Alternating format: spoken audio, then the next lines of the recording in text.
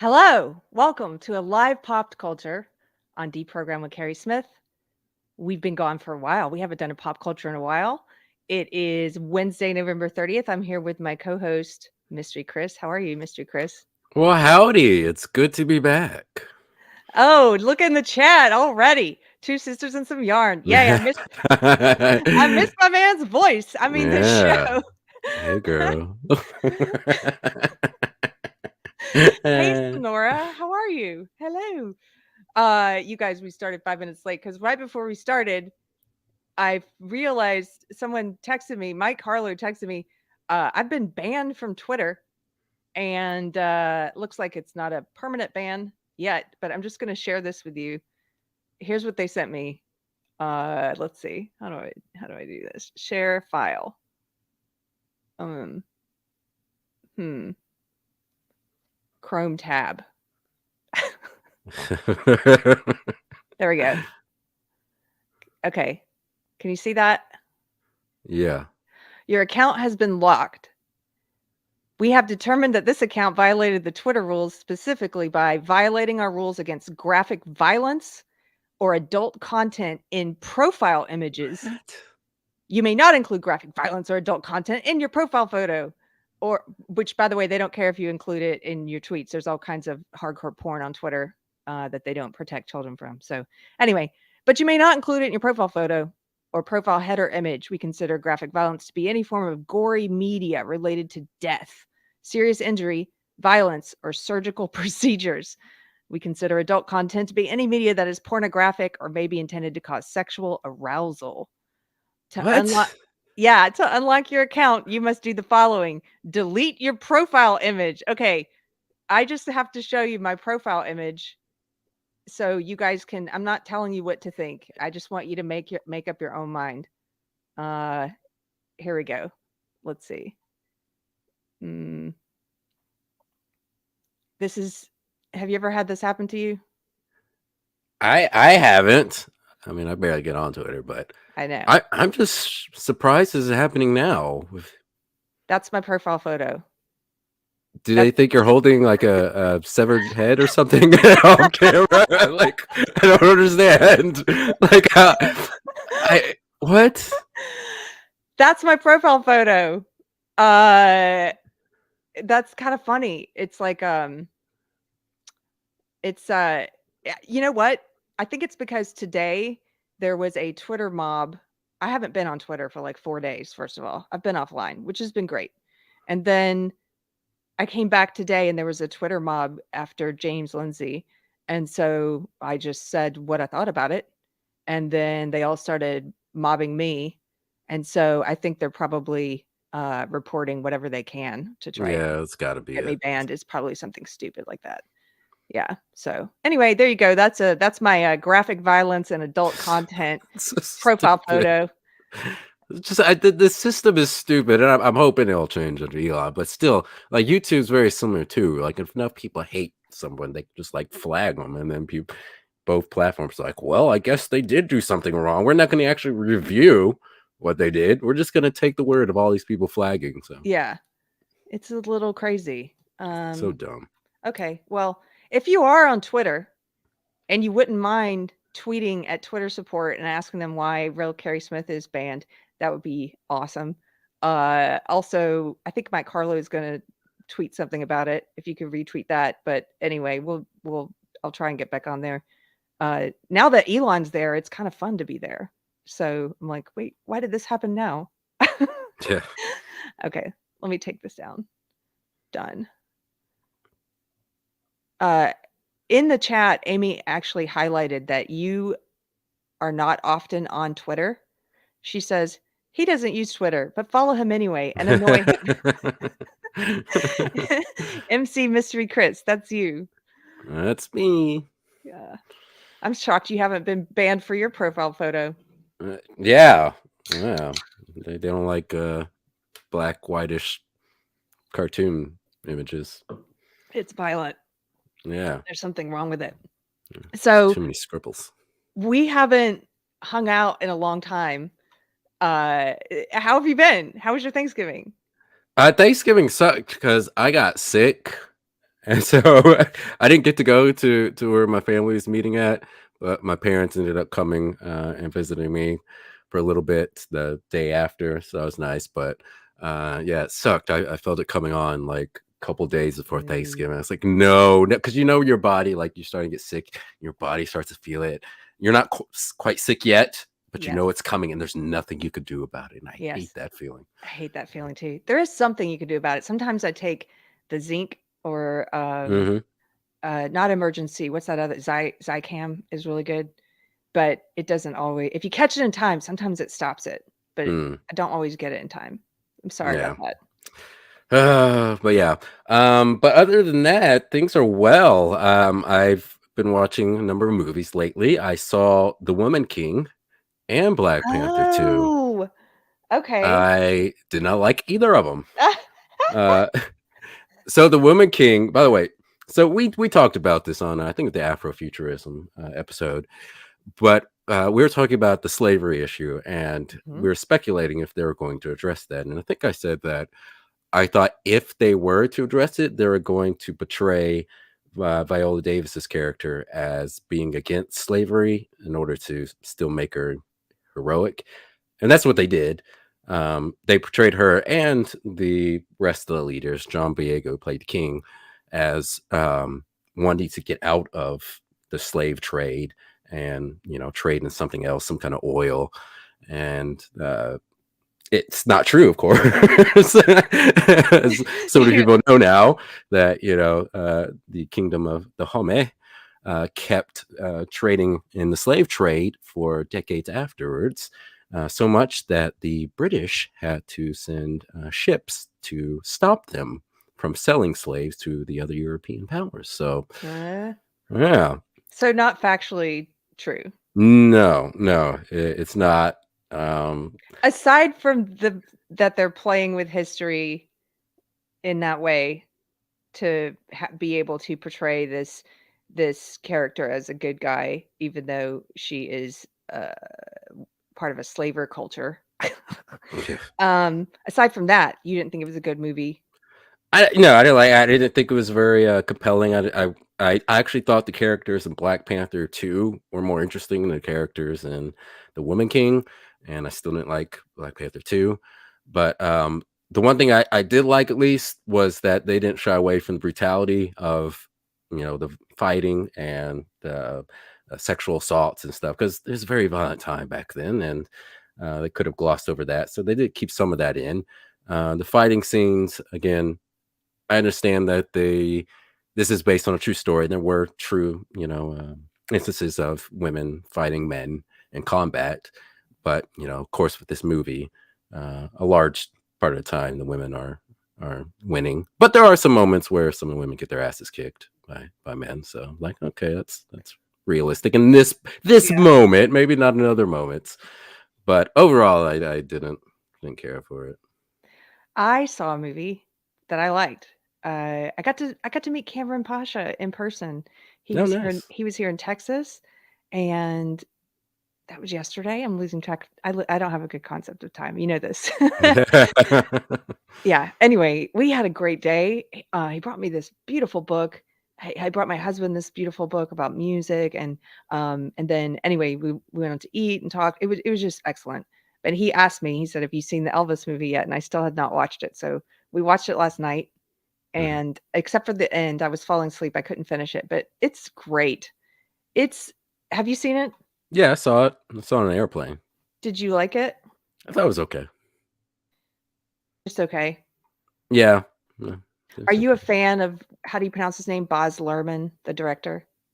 I'm not familiar with other things he's directed. I'd have to look it So, up. the style is totally him. I mean, he did Mhm. he did the remake of The Great Gatsby, the one with, Oh, right, right. Leonardo DiCaprio. Yeah. He did Romeo and Juliet. He does that thing, it's very stylistic, and he will bring in, like one of the things that kinda bothered me, but I'm like, "Okay, this is he does this, it's his style," was him bringing in modern music. I didn't like Yeah, that was I don't weird. need to hear Doja Cat in a when Elvis is, Yeah. like, walking upstairs, in Memphis to hang out at a like, I wanna hear music from that time period. I don't wanna hear modern rap. Yeah. But that was probably my only complaint, but I understood it because he always does that. Hmm. And I thought just stylistically, I like his style. I like the way it's very unique, visually and sound wise, and kind of decadent, I guess you would say. His set design, his costumes, the colors, the way he shoots, it's just visually decadent. But yeah, I thought the guy playing Elvis was not a good choice. This may be an unpopular opinion, but I really liked Kurt Russell as Elvis. Do you guys remember that movie? I've never seen that one. He did a good Elvis. Huh. I forget what that one's called, but you guys look up the Kurt Russell Elvis movie. That's a good one. But at first anyway, I thought this guy didn't really look like him very much, but he captured him very well. So Hmm. by the end, I was just on board. Like, he's Elvis. He he was Elvis for me. What did you think of Tom Hanks? I at first I didn't like that either, and then it grew on me. Yeah. Hmm. Yeah. He did that creepy accent, Oh the yeah. uh Colonel Tom Parker. I didn't realize he had that kind of accent. I guess he's Dutch. I was looking him up afterwards or during the movie trying to figure out where is he from? Like, what accent is that? And yeah, but I would recommend the Elvis movie for sure. Excellent. And you did not get to come to our Thanksgiving because you were doing your thing, but we had a fun time, and Anthony's piano arrived in time, which I think I told you. I can't remember. And after Thanksgiving dinner, we had there were a bunch of musicians here, and so they all just jammed. And Peter Nice. Feliciano from Conservatish, he came by. He just moved to Texas, and he brought his guitar, so he was part of it. It was fun. And I wanted to show you, I finally got my instrument so I can be a part of these jam sessions. I got the banana shaker. Wow. Yeah. This is me, and I did get really into it because I don't know if you know, but I'm a child prodigy on the banana shaker. I did And not. Mm. yeah. Just amazingly gifted on the shaker, and also put a lot of work into it. So, But it's just the banana shaker, not any other kind of shaker. not Just the any banana other. one. I can't do the tomatoes ergonomically. Like, it doesn't fit my hand. Oh, very tragic. Yes. this is my instrument. So okay, I have a couple of just one announcement really. If you are in the Austin, Texas area, sorry, Amy's making me laugh. Rethinks friendship with Keri. Because the banana shaker.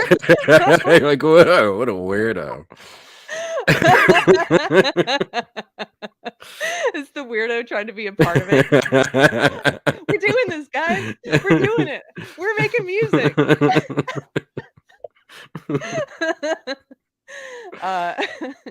If you're in the Austin, Texas area, my husband and I are having our first house concert at the beginning of December. And he has booked an opera singer, upright bass, violin, drums. I'm trying to think what else. There's just going to be a lot of instruments there.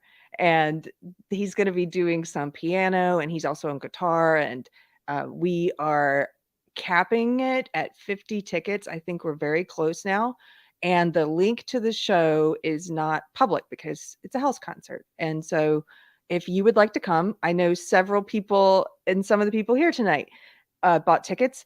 It's you can send an email to deprogrammedpod@gmail.com and let me know you would like info on the tickets, and I'll give you the link and see if the date works for you and what have you.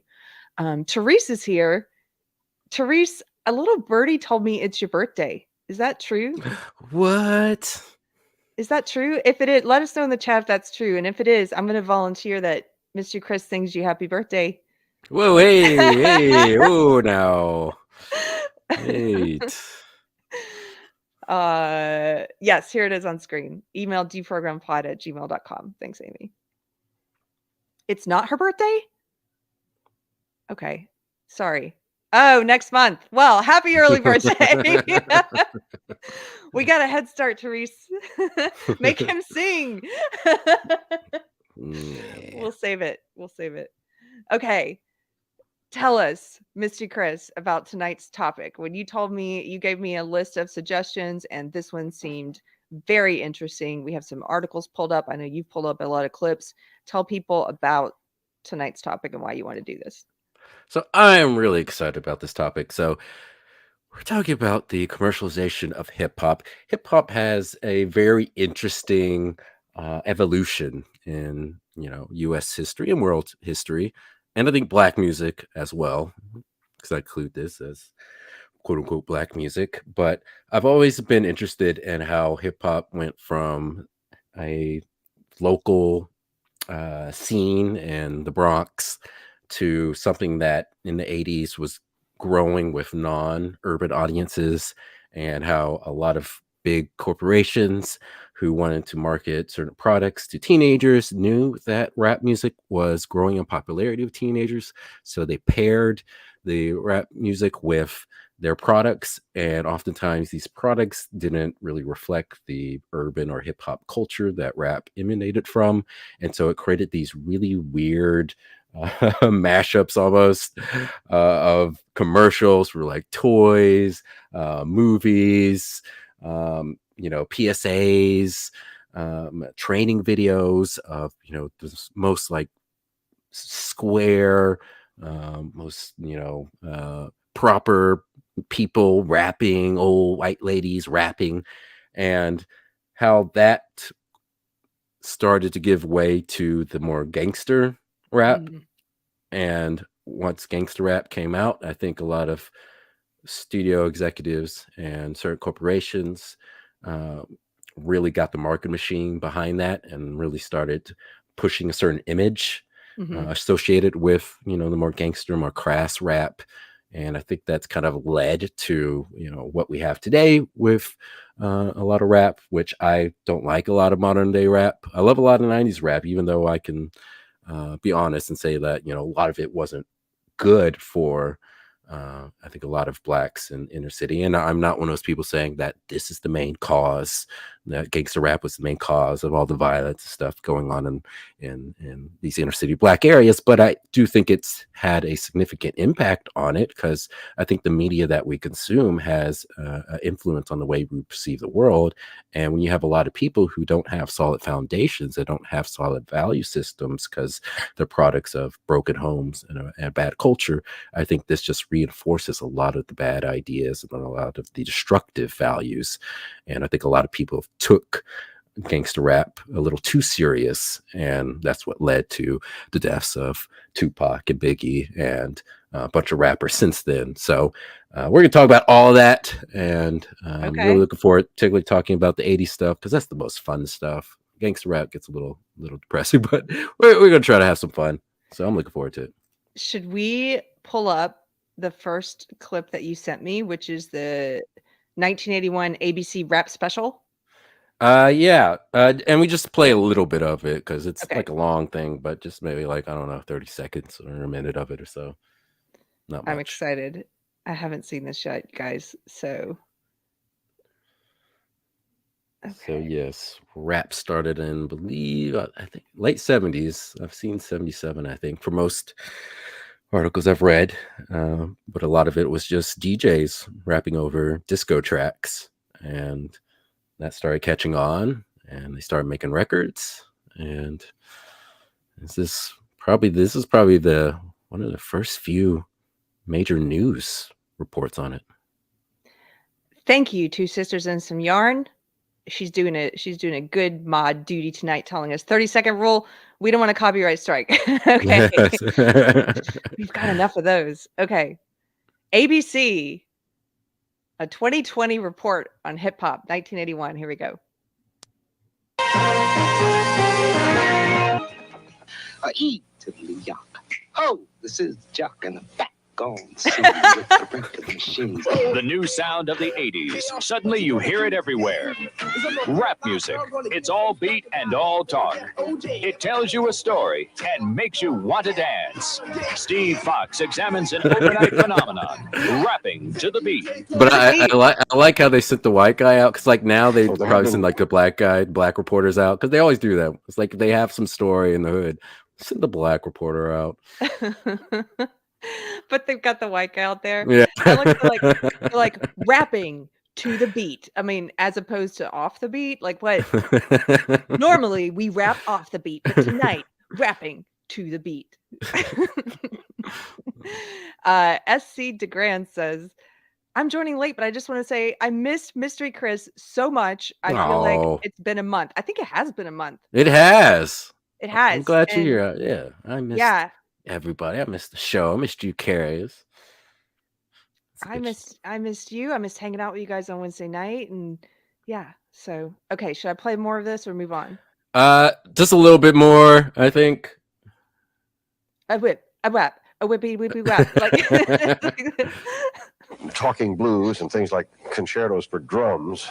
But right now, all around us, and so compelling you never miss the fact there's no melody, is a music that is all beat, strong beat, and talk. It's rap music, and it sounds like this. It's about a time not long ago, everybody had on their radio. And then the came on with a group in North with the wiggle in the women and girls and boys. The word got around about... That's the Sugar Hill Gang.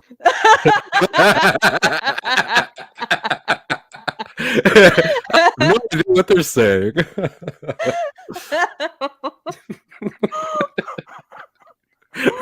This should be a parody series of just like old white from the 80s commenting on rap. Yeah. Yes.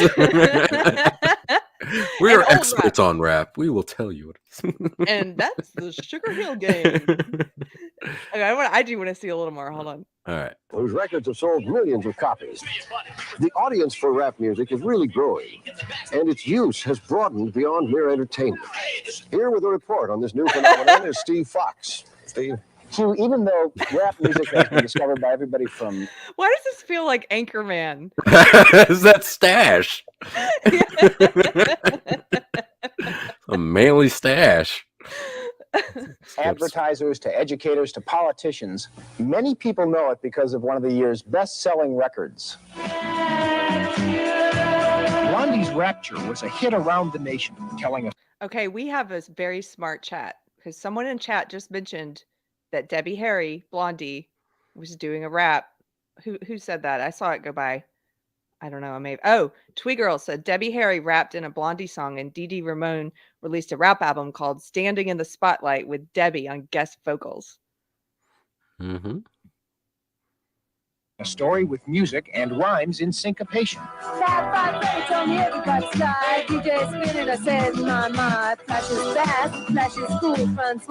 Okay, I'm stopping so we don't get a copyright strike. Can we just skip ahead to the man on the street? Yeah, let's just see where this goes. From the streets, heard on the streets with the advent of portable record and tape players. Rap music began in Harlem and the South Bronx on playgrounds like this one, where people would gather to spin records and then recite their own lyrics, their raps, over the instrumental sections. Now, one of those rappers is 22-year-old Curtis Blow. Yeah, come on. That's pretty cool. Curtis Blow. Okay. What else do they do? Is that guy? Who's he? Like a professor? I don't know who he is. Brought to the radio in the 1950s by disc jockeys like Jocko Henderson. We used to say things like, E to the yock. Oh, this is Jock in the back on the scene with the record machine saying good bop do. How do you do? The boastful poetry of Muhammad Ali is in the rap tradition. Ali swings to the left, Ali swings to the right. Look at the kid carry the fight. As was the civil rights rhetoric of the appropriately named black leader H. Rap Brown. Cause if America don't come round, America should be burnt down. In concentration, where have you been? Around the corner and back again. So Inner city kids learn rhyme talk in their street games. come on, girl. Let's Yeah, that's it. But Rap music is a form of Okay, that's pretty. That takes me back. I know that was just the beginning. Put in some other links. There's a second link of a DJ or video jockey. I don't know what show it is from, but explaining to us what rap is. I saw. Okay, so this is called Switchback. This is from 1987, and the DJ is Stu Jeffries. Okay, we're gonna watch this guy. First, thank you, Christopher Gorey, for the super chat. He says, "Hi guys, keep fighting the good fight." Thank you very much. Thanks for hanging out with us. It's good to be back on a Wednesday, having fun. Okay, what is rap? I need to know. We need some hold music when I have to pull up these. Yeah, you just do that. It'll be up in a second. Why don't you rap? Hey everybody, my name is Chris. That's what I always loved about like 80s rap, when they always introduce themselves. It's very pleasant. Like I always wish corporate icebreakers would do that, like when they have you sitting in a circle, like, how about everyone introduce themselves by saying that my name is Tim and Yeah. and I'm here to say 80s rap. It's so polite. It's like, good evening, everyone. My name is. would you like some fries with that? Yes, I would. You're a pleasant young man. At the end, they're like, and thank you for listening to my rap.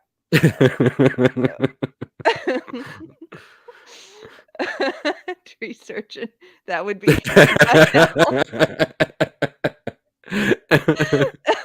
It's so proper. Yeah. It is. We need to do a rap like that. Good evening, folks. Okay. Let's listen to this DJ Stu Jeffries from 1987 define rap for us. You know, one of the hottest items these days, thanks to guys like Run DMC and the Beastie Boys, is rapping. What is rapping? Let's have a look before we go any further. Rap. My name is Zach, and I can say. See, I told you. Immediately. I know. My name is. Please don't beat me up. Today's raps would be like, my pronouns are. Oh, don't give them ideas. You be down on one knee before you can't see with the baddest raps and all of his souls. People tap the beat right to the beat, getting in the. Okay, this is really funny. This DJ is doing a segment on what is rap, and he's like, hey, let me go to some local middle school and find 4 white boys aged 11 Yes. to 12. What? Look at his collar. Okay. No, they start to move. You know I'm the best. There is no test. All right, that is rapping. That's rapping. We're having a whole lot of fun. We're going to have a bit more rapping, plus we're going to check out what's happening in our makeup room with our makeover. But don't go away. Give me some rap. I want to hear rap. No, stop. Oh, don't look at them. Don't. Look, those guys ain't got a class. Oh, we got class. What is this? The stuff in the past. Oh, yeah? That's right. Do you guys want to fight tonight? Uh-huh. That's right. Wait a minute. Does he ever actually show rap? No, this is rap, Keri.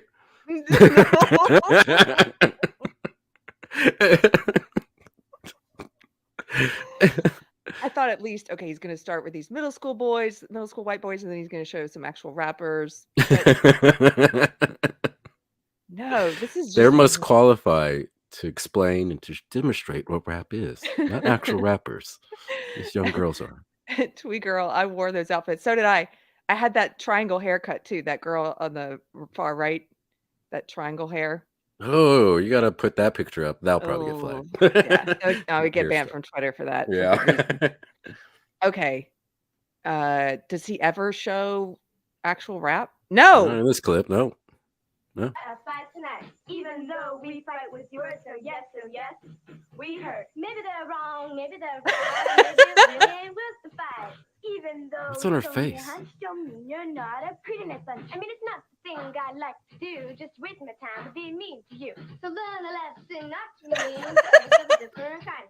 Courteous and kind. What? Yeah. No. Rap's cool. Oh, okay. That's just odd. That's not what I Yeah. thought you were gonna show me. That's just weird. Oh, it gets worse, Keri. I found so many videos because, like I said, this is my favorite time, like in rap, simply because of like how goofy and like cheesy, but it's still kind of wholesome. Mm-hmm. I kind of miss those times. I have, let's see, I don't even know what to play next. There's a brief. We could play a little bit of if you want to see young Alfonso Ribeiro, who I played do. Carlton on The Fresh Prince. Of course. Yeah, he's actually a very good dancer, and he was actually in a Pepsi commercial with Michael Jackson. Telmac presents Alfonso Ribeiro. Hi. You know, I wasn't born a dancer. I learned to do it with a lot of help. And with my help, you can learn too. Moves like the moonwalk. Or the King Tut. It's all right here in my breaking and popping book. I want this book. That's simply Do you have this book? No, I want it. I'm gonna I'm gonna find it. It's got to be on eBay. Take you through the moves. In a few minutes, you could be doing backspins that will flip out your friends, or eye-popping moves like the centipede.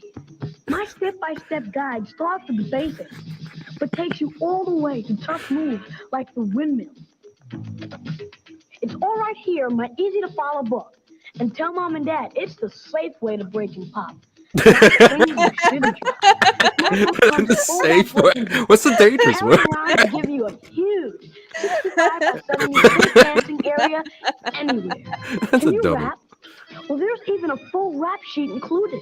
Plus, this instruction poster to hang on the wall with even more breaking and popping moves. Yep, you get my book. Fold up breaking board, rap sheet, and instruction poster. Plus, you get the right kind of music. Rap attack.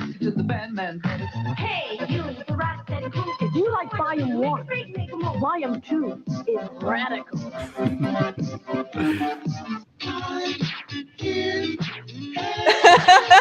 This is like kids beats of the 80s. It is. There's something so nostalgic about Yeah. this. I just no wonder you found so many of these. Like I would just go down this rabbit hole. Yeah, it's awesome. Like after that, okay, what else do you have to show me, YouTube? Like this. Yeah, you can go for hours. Let's keep going. Do you want to bring up the? Yeah, go ahead. Well, you mentioned how because rap was taking off and they're covering it on the news and they're explaining, I guess, to white people what rap is, that they started to use rap in commercials. Yeah. They start using it in tons of toy commercials. And this is what I said. One of the reasons why I love the late 80s and early 90s period so much, because rap music, I think it's really the closest I think people who are alive and young at that time got to like the 60s. And there's not really a political aspect to the music. I mean, yeah, there's some of them are making social commentary, and some of them have very political lyrics, but overall, I wouldn't say it's quite like what the 1960s were with a lot of the anti-war stuff. But I think a lot of people felt a sea change happening at that time, where you had this new form of music, one that seemed a bit more real than some of the other music, and a little bit more urban. That in combination with a lot of rock and roll, which was getting criticism from the PRSN, MC, Parent Music Resource Center. I screwed that up.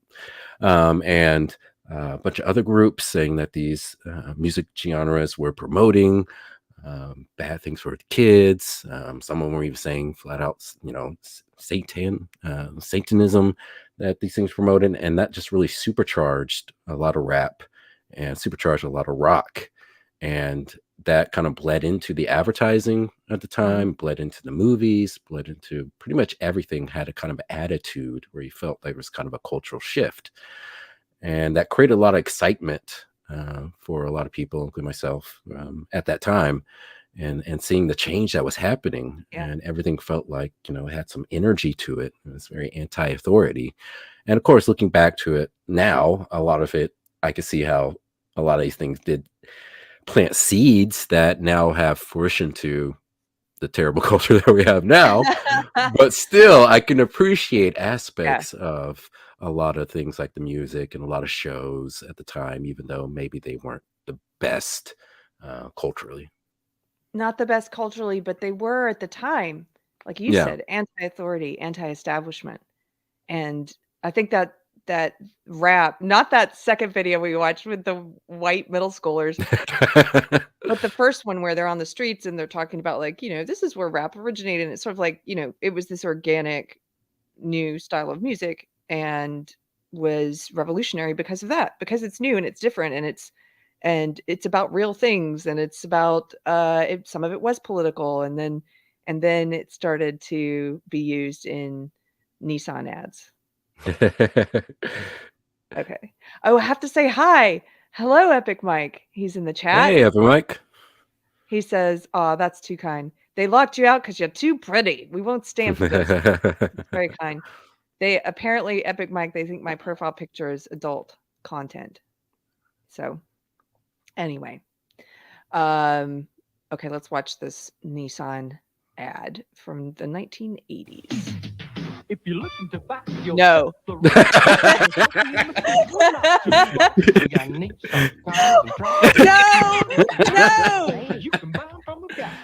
No, I thought this was going to be like a rap song. No.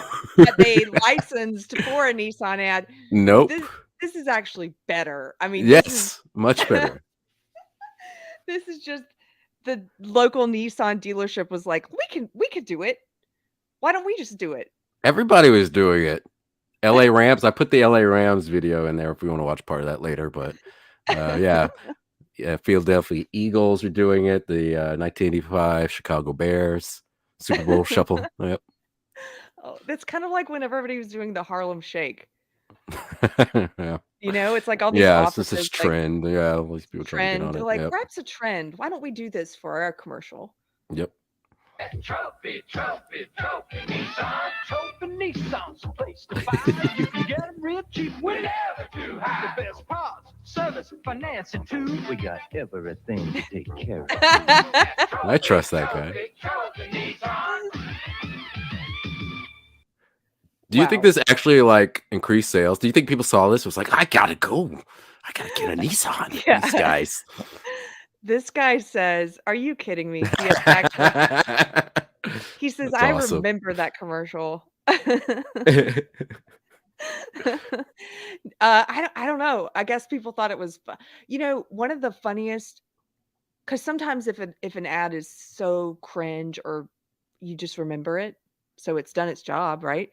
One of the funniest local ads I will always remember, it was some kind of lawyer, like a local lawyer in South Carolina, and this is when I was in high school, and it was called it was like the Show Enough Legal Agency or something. It sounds like a comedy skit, but it was something like that. Like, and he had a tagline where it was like, can I get you a settlement for that car accident? Show enough, like the whole thing. That's awesome. And it's like you don't forget that kind of ad. You're like, what is this guy doing? Did you ever see The Last Dragon? If I did, I don't remember it. Who's That's in it? technically an 80s blaxploitation film. But yeah, it's about this black kid in Harlem who idolizes Bruce Lee, and his nickname is Bruce Leroy. And he ends up fighting the self-proclaimed Shogun of Harlem, whose name is Show Enough. Oh my goodness. It's one of my favorite movies. I love that movie. We should Show just do Enough. movie night and on locals with that. Yeah. because I don't think I've seen it. Okay, I've got this this Barbie doll commercial pulled up. Did you want me to show this one? Yeah. So yeah, show a couple because, like I said, this rap just was everywhere, and it was even present tons of cartoon intros and commercials, and this was one of them. Rappin' Rockin' Barbie. Hit it! Here's Rappin' Rockin' Barbie. You can sing along, cause with her boombox, you can rap a song. This Barbie's cool from her head to her toes, cause she's got the most happening clothes. This Barbie's the hottest, that's what I found, cause her boombox plays a real rap sound. You can rap a song too. Wow. With Rappin' Rockin' Barbie. And a Rappin' Rockin' crew. Rappin' Rockin' Barbie doll and friends each have a boombox, Energizer brand batteries included. Dolls each sold separately. That's pretty cool. I didn't have Rappin' Rockin' Barbie. No, I didn't. I had an MC Hammer doll though. Oh, you did? Yeah. Amy remembers this one, the Rappin' Rockin' Barbie. I don't actually remember her. I had a couple Barbies, but most of mine were old, like hand-me-downs. And I had the fake Barbies. I don't know what they were called. Oh. Do you know what I'm talking about? No. Like poor people Barbies. I don't know what they're called, like candies or something. That sounds like a very trashy candy. I had like a couple of real Barbies, and then I had like the fake ones. Excuse me. We had a Barbie dream house, but it was from the 1960s, and I just sold it recently on eBay. I think you showed me that. It was the my cardboard aunt's. one, right? It was cardboard. It was amazing. It's not like the plastic ones and the glam ones from when we were kids. It was from my aunt's childhood. Classic Barbie's stuff goes for a lot. A friend of mine whose grandmother passed away, he was going through her stuff. She had some old Barbies in there from like the 50s or 60s. And like they didn't have any clothes, which I know sounds creepy, but they didn't have any clothes or accessories or anything. And he sold each one of them for over $2,000 each. Really? Yeah. Old? Oh, like from the 1960s, maybe like that old? Yeah. I could see that. I don't think the ones from the 80s go for that much. I don't know. I wonder how much Rappin' Barbie would go for. Rappin' Barbie. Somebody's Not going to enough. look that up on eBay for us. Probably not a lot, honestly. Yeah. Probably not that popular. Okay. We're going to continue with a couple of these rap commercials just to show how prevalent it was in using the popularity of rap to sell products. So this next one that you gave me is... Well, why don't I just play it? Yes. We'll surprise everyone. Should be a good one. You watch me get Fred's Fruity Pebbles. Who are you? Wait, he did it. He said his name. I'm so-and-so, and I'm here to say. Wait. I'm the master rapper, and I'm the master rapper. I love Fruity Pebbles in a major way. He loves Fruity Pebbles in a major way. The bedrock yellow, orange, purple, lime, and red. But to get the fruity taste, I gotta trick Fred. Oh. Okay, this is one I remember. This doesn't make any sense. Fruity Pebbles cereal, part of this nutritious breakfast. Yep, delicious. I remember that one because I remember his record player. That's funny. I wonder how many articles there are about cultural appropriation for all this. There's got to be. Because even like doing like some research about this, when I was looking up some stuff, I felt like a lot of articles that were all coming from like a leftist point of view and talking about, capitalism and, white supremacy and all this stuff. And I just, it was so tiring. They really don't like white people enjoying rap. No. Okay, this is a commercial for Splash Mountain. Yeah, you can play as much as you can get through, just a little bit, because it's you can get a little painful. I just imagine you sitting at home on a Tuesday night, like enjoying videos like this. Yes. Too accurate. We're here. We're ready to ride Splash Mountain. But no. No, I was told that we could be the first to ride Splash Mountain, and we're ready to go. Well, it's not open yet. I'm sorry. Well, hey, I'm sorry, guys. You know,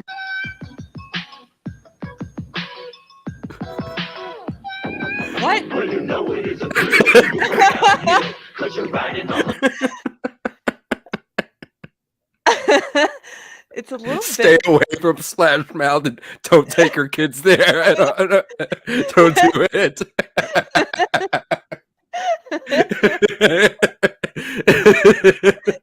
It's a little creepy. Yes. A mountain of your own free will, and you're zipping in a flash on a dairy dash. Down a waterfall so rapid that you go splish splash. Splash Mountain, zippity doo dah. Splash Mountain, zippity hey. My oh my, Slip. wonderful day. Slip. Splish splash, plenty of sunshine. Splish splash, in my way. Zippity doo dah. Zippity hey.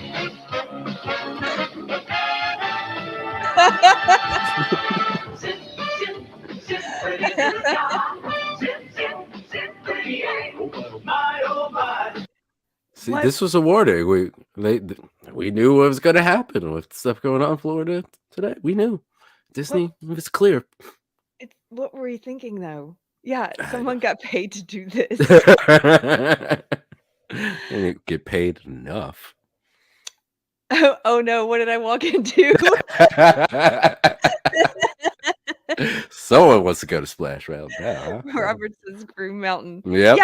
Yeah. The what were those? Miners with their mining. Miners, get it? Oh yeah, miners. But their dance was just a little suggestive. Yeah. That's so weird. That's so weird. It's also one thing I'm noticing with all these commercial links that you've given us is how often they were using rap, but they were using white people to do rap. Yeah. So that's kind of odd. Sonora Baptiste, this is awesome.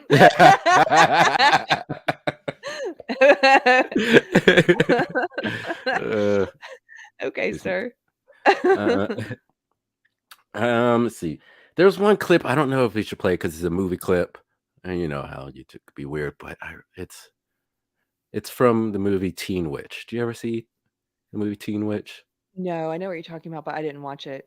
Can I show the LA Rams one first? Yeah, show the LA one. Because I have that one queued up. Let's see. Now this is the actual, like the football team. They were rapping and stuff. Yes. Okay. I'm gonna just start somewhere in the middle.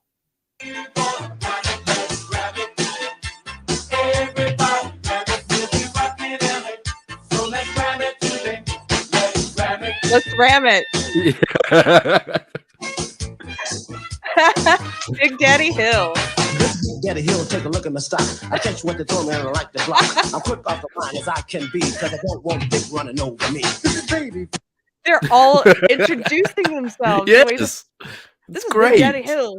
This is I would have so much respect if the LA Rams did that like now. They should have done that last year when they won the Super Bowl.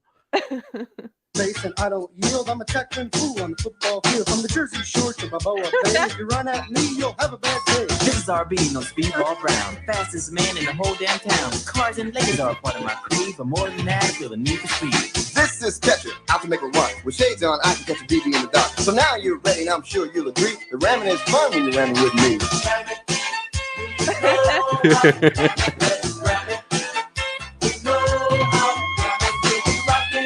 I mean, I know it's funny and it's cringe, but I really miss the 80s. Yes, that's the great thing about the 80s. Like there is a lot of cheese there, but there's still something kind of wholesome there. Something that, we're missing today. And I just love it. Yeah.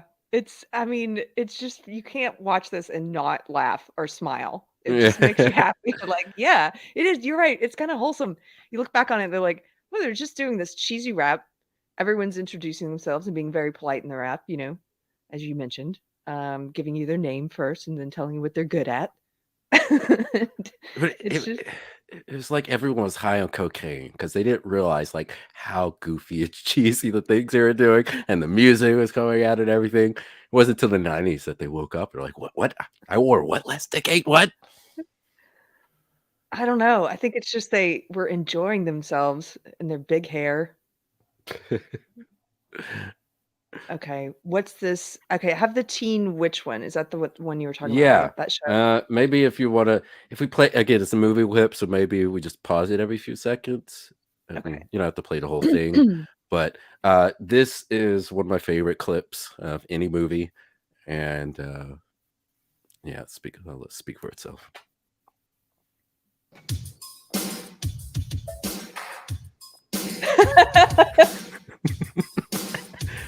I'm king, and they know it.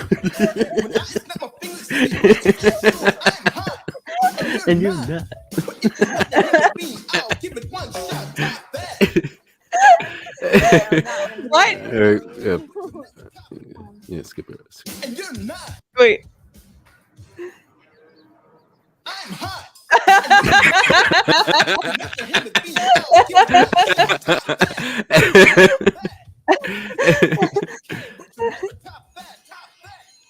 Yeah, so she's a witch, of course. And then her friend, as they're riding up, her friend goes, oh, I wish I could be as cool as they are. And then she presses her little amulet or whatever thing, or necklace, and her friend gets rapping powers and is awesome. What?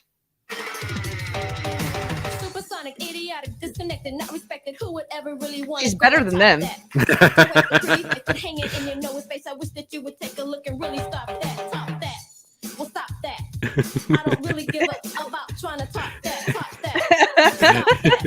I wish you finally take a real look and really stop that. That's basically it. Yeah.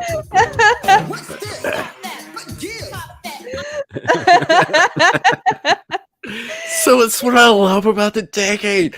Like, people thought this was cool. They were serious. Like, the director thought it was so cool. He's like, hey, hip hop and rap is the new thing. We're gonna put it in this movie. It's gonna be awesome. Kids are gonna love it.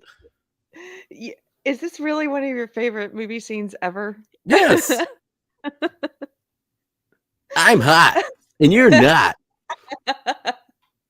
It's so brilliant. This it's just bad.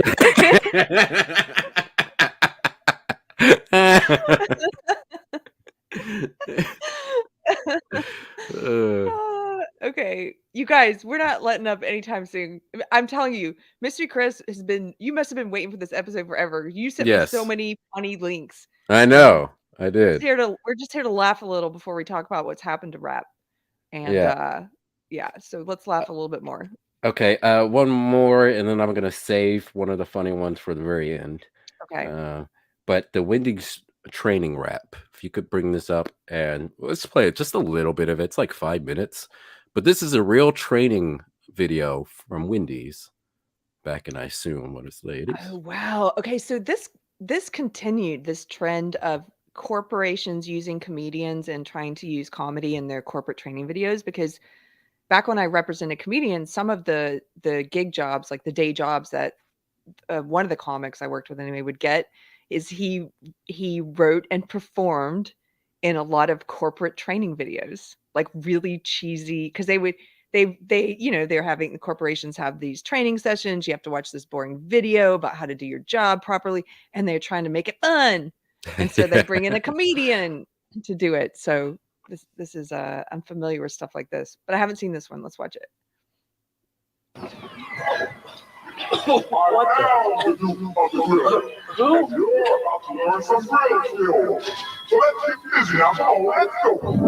What? What was that? He's high, clearly.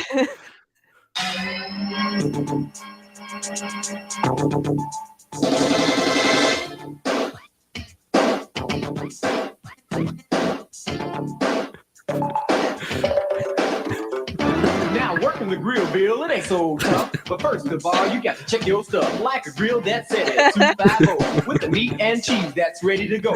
A towel to keep your station looking cool. But most of all, you got to have your tools. Are you with me now? Get ready. We're gonna lay them down. Now, beats got grain to it, just like wood. You got to follow the arrow to lay it down like you should. From the front to the back, you got to lay it down. Space it evenly, not scattered around. Next, you got to salt the meat from the back to the front to make the taste complete. Not too little, not too much. With a little finesse, you'll get the touch. What's coming up next? This goes on for 5 minutes. He's like, now listen up, Bill. Here's the key to the bathroom. Only one employee.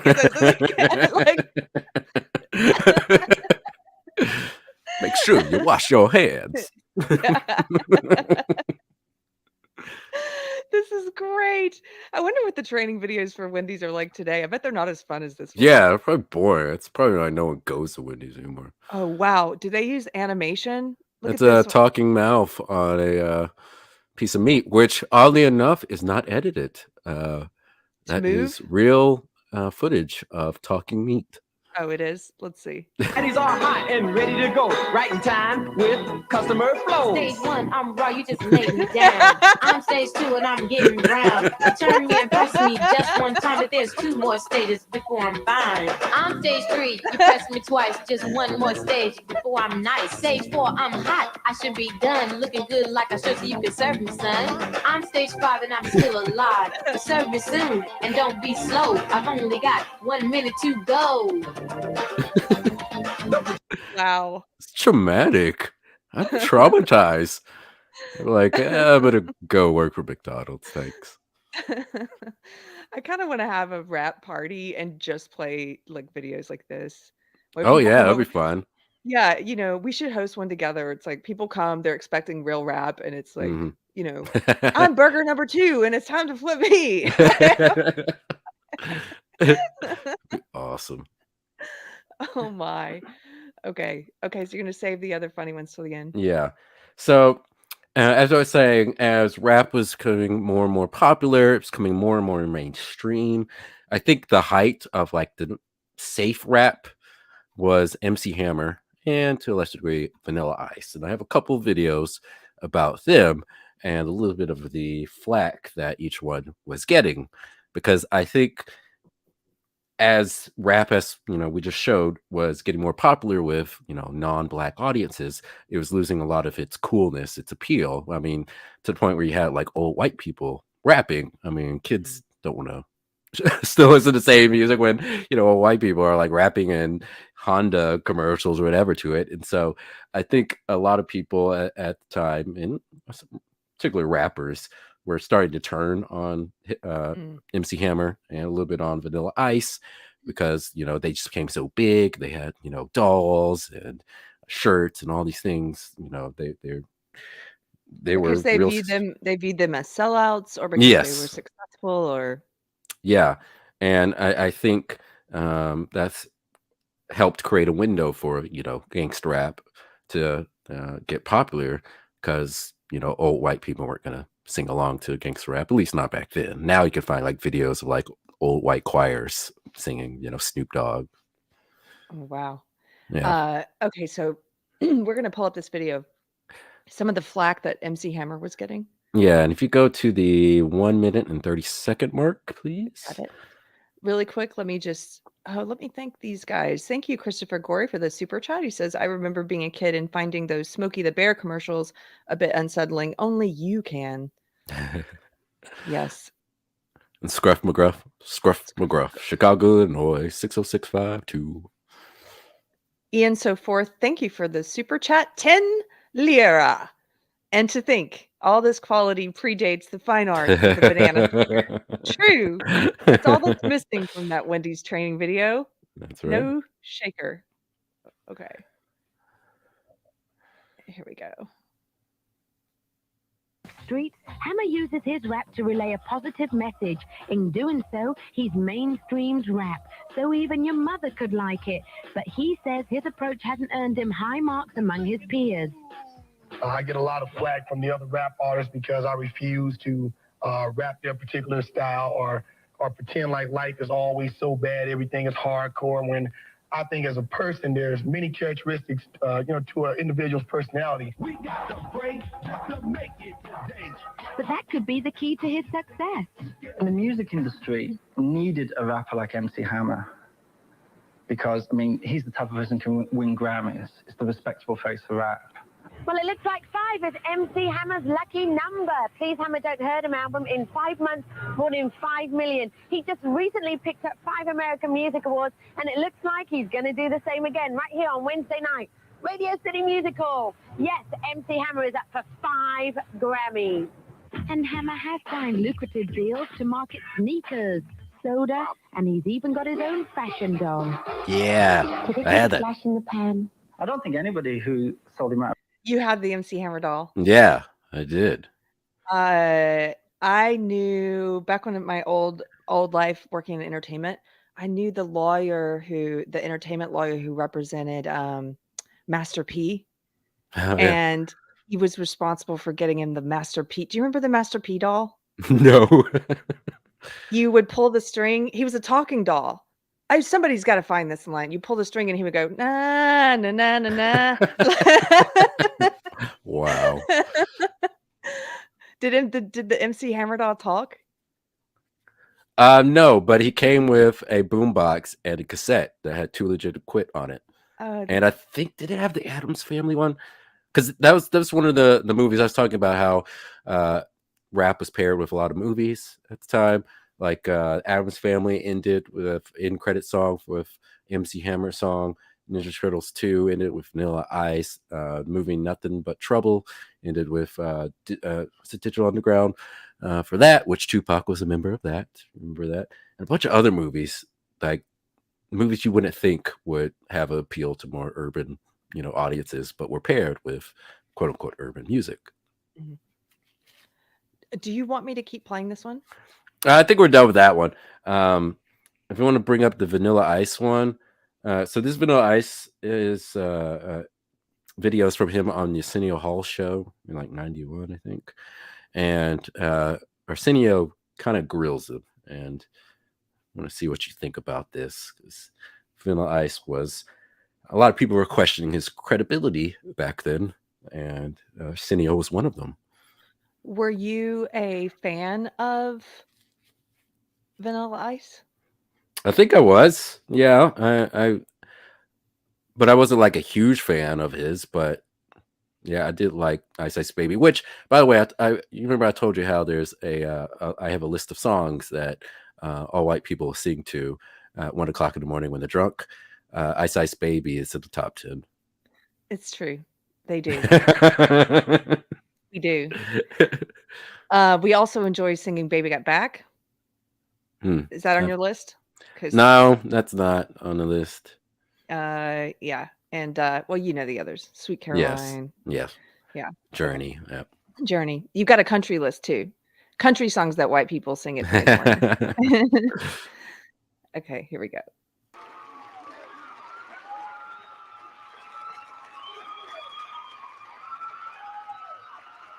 Oh, you skip to the 6-minute mark. Sorry. Oh.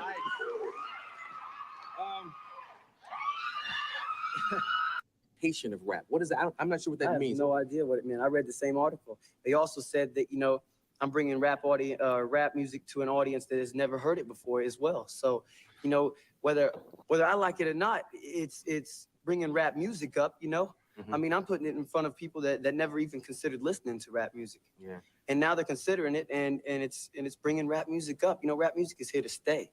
No matter what color it is, I'm not the Elvis of rap. That's another thing, I'm Vanilla Ice. I'm not no Elvis Presley. I know a lot of black rappers are probably angry. That's so interesting that they called him the Elvis of rap, having just seen the Elvis movie last night, and how in doing so they're trying to say he's a white person culturally appropriating black music, right? Yeah. To popularize it with white people. I don't remember the Beastie Boys giving that much flack. I'm sure they got some, but they were white or Jewish, I should say. Yeah, I don't remember them getting flack for it. Angry because some of the white people screaming didn't buy rap until you did it, until they saw a vanilla face on the cover of an album. That probably makes them angry because If it makes them angry, you're angry. It's not my fault. Did I have anything to do with that? So No. they should dog the people. What they're saying is they're showing their own jealousy, man. That's all it is. You saw Flavor Flav. Me and him, we're homies. Is that why you brought him out, just to show you have a black supporter? Oh, come on. Oh, damn. That's such a douche thing to say. Yeah. And I usually like Arsenio. But come on, man. Is he like roasting him? It's like he's roasting him. Yeah. They don't like that, man. That don't bother me. I'm not liked by a lot of people a lot of times, Me but too. I say what I want to say So do because I. I'm an American. I Word. have that right. Okay, me too. You think that booing don't phase me. I asked the question I asked. I didn't see a purpose. It seemed like an unmotivated walk on. brought I him out wonder why here you did to it. show that he's my homeboy and he's in town and I'm kicking it with him and if I'm gonna help him out like he helps me out. You know what I'm saying? I'm going to bring him out, but I like to bring him out when he's a guest. I didn't know exactly why you did it, though. I was going to see if you had an answer for me. I guess So awkward. I guess you and Hammer So awkward. have been having some problems too. Hammer took you on. I mean, if he did bring him out like that at the beginning, that is kind of weird. Maybe. Yeah, he did bring. Yeah, Flavor Flav comes out. I was like, yeah, it was weird. Like, what? Okay. Although, if you're hanging backstage with your friend, and I mean, I could also see being like, just like, like you said, run out and say hi to people if you want to. Mhm. But anyway, this is awkward.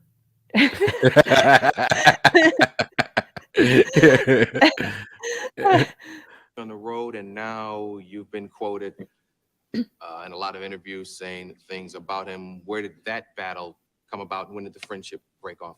I think it's mainly it. I mean, friends as far as I'm concerned. yeah, Arsenio questions him because apparently he thinks that Vanilla Ice is talking trash about MC Hammer or something. But anyway, I just thought it was interesting, particularly just how much animosity Arsenio had for Vanilla Ice. Yeah, Completely caught him off guard, and Mhm. yeah, and most of the people in the comment section under this video were taking Vanilla Ice's side, and they're like, yeah, Arsenio's being a dick. He's being kind of a dick. Ian Sephora says this is like Christmas dinner when the political family member gets drunk. Ooh, okay. Okay, what else?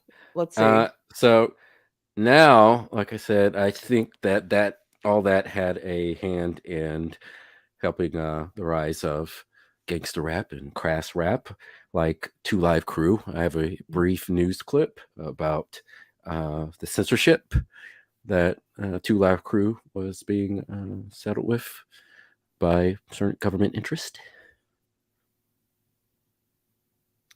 Is that Dan Rather? Yep. Man, he's really lost it. Yeah. I don't know if Him you and see they all. him on Twitter, but he's such a loser now. No. The latest chapter in a growing national debate over where, in a democratic society, art ends and obscenity begins, and who should decide. Doug Tennell reports. The Florida furor that has engulfed 29-year-old rap musician Luther Campbell and his group 2 Live Crew today spread to communities across the country. The group's album, As Nasty as They Wanna Be, was ordered off record store shelves by police in San Antonio today. In Huntsville, Alabama, where the group is to perform this weekend, the city council tightened its obscenity laws last night. The group may face arrest, officials in Huntsville say, if the group's performance includes material ruled obscene by a federal judge in South Florida. Luther Campbell says his group would clean up its act for the Huntsville performance if the audience included teens under 18, but not if it is restricted to adults only. You don't tell us what we can do and say around adults. The adult has the right to listen to what they want to listen to. If they don't want to hear the 2 Live Crew, then they don't buy no ticket. They won't be at that concert. The same Cincinnati sheriff that cracked down on the Maplethorpe exhibition has also ordered 2 Live Crew's album off record store shelves. The reason? Sexually explicit lyrics like these. All the girls and I make them cry. I'm like a dog getting beat up, freak without warning. I have an appetite for sex. Cause people It's so tame by Compared today's to standards. such a different time. Okay, what do you think of all of this? Again, I think a lot of people back then were attacking the symptom and not the core issues of, the values changing society. Like I said earlier, I do think media does have an effect on people, but I think for a lot of things, I think there are deeper issues. I will say that I do think media has a huge effect on sexual values and the way people view sexuality. And I Yes. think that sexuality ends up breeding um, broken families and high STD rates, like you can see in black areas and black communities. And I think that's what ends up leading more to violent behavior. Because I like in the future maybe we could do an episode on controversies of violence in video games. And I think a lot of people at that time were also blaming video games, as they still do. And I think Trump was one of the people recently to blame violence on video games. But I don't think that's causing it. But I do think that, like I said earlier, people, particularly a lot of blacks who don't have a solid foundation because of the broken families they come from, I think a lot of that media has a different effect on them, and it just reinforces a lot of the bad values that they already hold, because a lot of them weren't instilled with strong moral foundations, unfortunately. So it's a symptom, you said, not a. It's not like Yeah. this kind of stuff in culture. It's not. It doesn't spring from the music. It's coming from somewhere else. Yeah, and as we talked before, the move to censor music back then and TV shows just supercharged it because it just made it seem even more anti-authority, more cooler to kids who want to rebel. And I think that's why so much of the media back then had energy. So much of the TV shows and movies and music and toys and all that. It's like, yeah, you try to ban it and then the kids just want to rebel more. It's even, Mhm. watching that Elvis movie last night and how they had threatened Elvis with arrest Yeah. if he wiggled at a certain show, like, and he wiggled anyway. Um, but they had this sort of, there was this one period they showed where they were trying to remake him. His manager was trying to remake him as the new Elvis, wearing a tuxedo and not doing the sexual kind of wiggle and dance moves, and it just caused, at least as depicted in this film, this fictional account, there's teenagers showing up outside his house with signs saying, "We want the old Elvis!" Like they want, and they're like, "Give us the sexualized wiggle." You're trying to ban it, they just Yep. want it more. Never works. That's for an adult audience. And that's who we want it for. The adults, 18 years and older. The federal judge's ruling dismissed Campbell's claim that his music is both artistic and cultural expression. These people who I mean, that's kind of funny. I mean, how do you decide? It's like the government saying, "Yeah, that's not artistic expression." Thanks, government. Yep. essentially say that they're holding a mirror up to the street and reflecting the street in music as an art form. And the street is a nasty place at times. The band album, which had been suffering from declining sales, has been climbing up record charts across the country since the judge's ruling last week. Workmen were just putting the finish. There you go. There you go. The judge trying to get this record banned directly attributed to people buying it. And Yep. watching it. Like, yeah. Stay out, government. Stay out. Finishing touches on Luther Campbell's shiny new corporate offices here in Miami today. A new album and a European tour are in the works, all signs of a corporation with a bright future, if the CEO manages to stay out of jail. Doug Tennell, CBS News, Miami.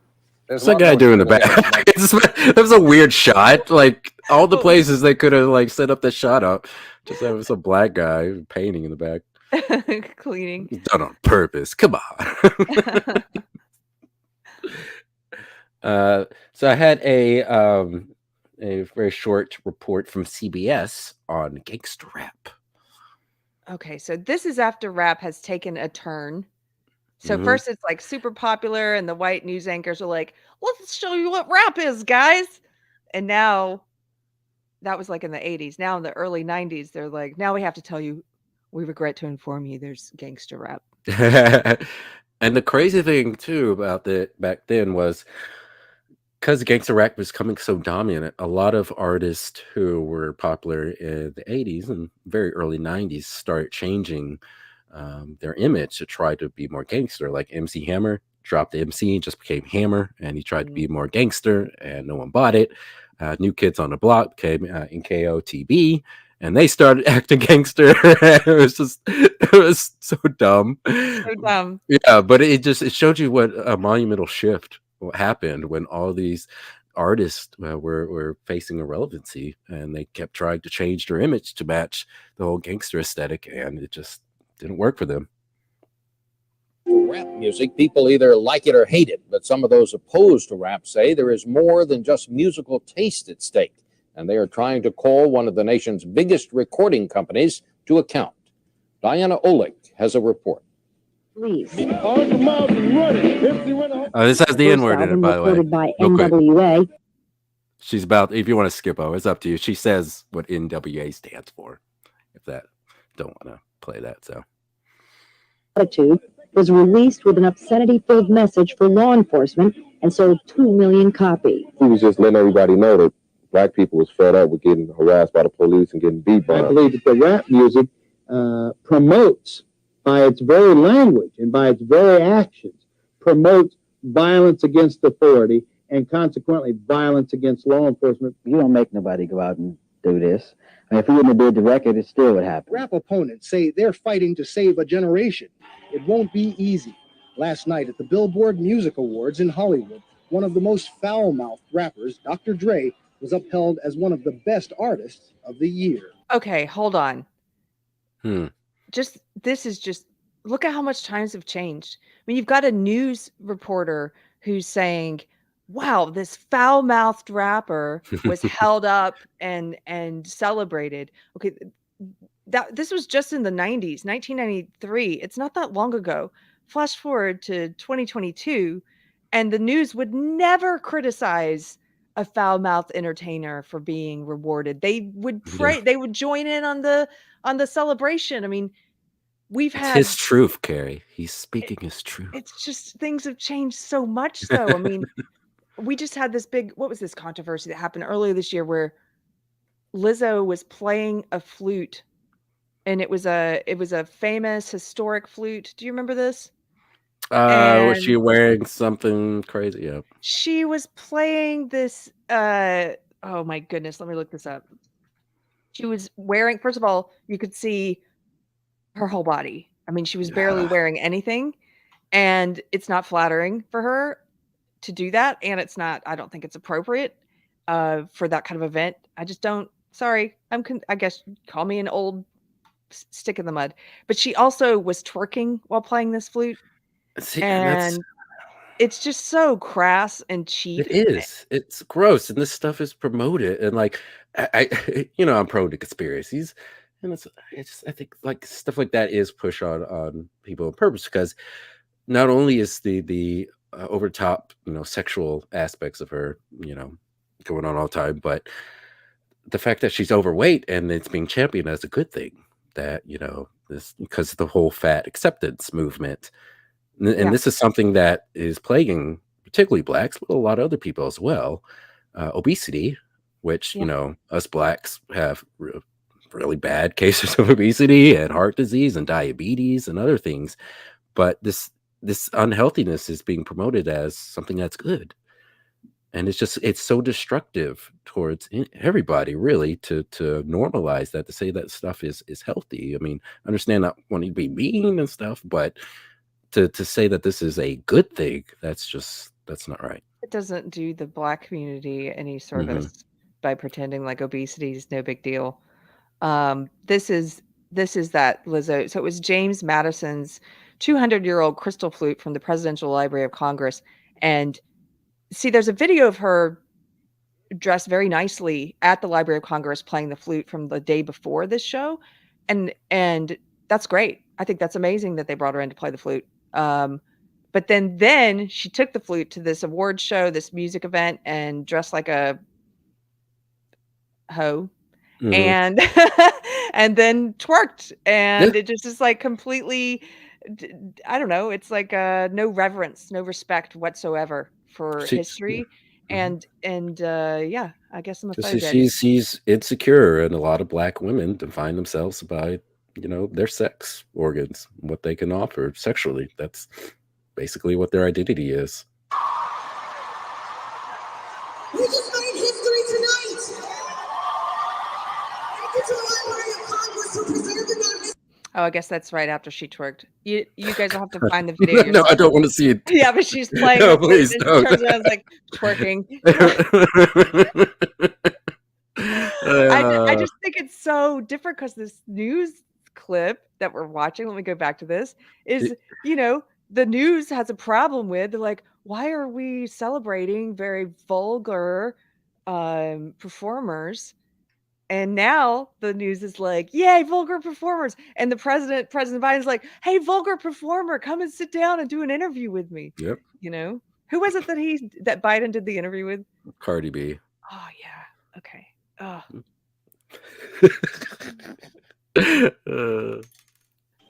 Bill Whitaker, CBS News. Rap always has sparked controversy with its in-your-face rage, but as rap has muscled its way to the top of the charts, has it grown too violent and vicious? Gangster rap has become incredibly popular and profitable by selling lyrics about black-on-black violence to a young mainstream audience that wouldn't dream of going anywhere near a ghetto. Now that some of its stars stand accused of doing what they've been rapping about, life seems to be imitating art, so to speak.